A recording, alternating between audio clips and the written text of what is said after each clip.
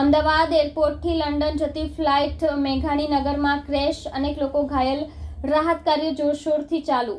અમદાવાદના સરદાર વલ્લભભાઈ પટેલ આંતરરાષ્ટ્રીય એરપોર્ટથી લંડન જવા રવાના થયેલી એર ઇન્ડિયાની એક ફ્લાઇટ મેઘાણીનગર વિસ્તારમાં દુર્ઘટનાગ્રસ્ત થઈ હોવાની ચોંકાવનારી માહિતી સામે આવી છે।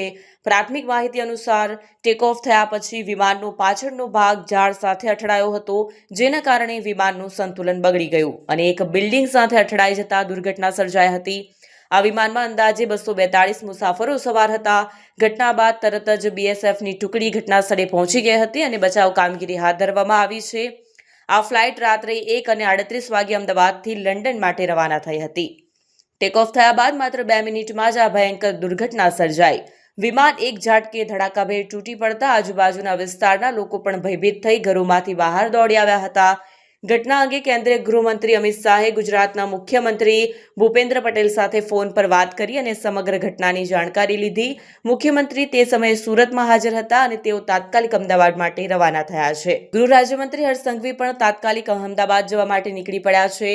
પ્રથમ તબક્કામાં એવા અહેવાલ મળ્યા હતા કે વિમાનમાં ગુજરાતના પૂર્વ મુખ્યમંત્રી વિજય રૂપાણી સવાર હતા, જો કે પછી પુષ્ટિ થઈ હતી કે તેઓ આ વિમાનમાં હાજર ન હતા।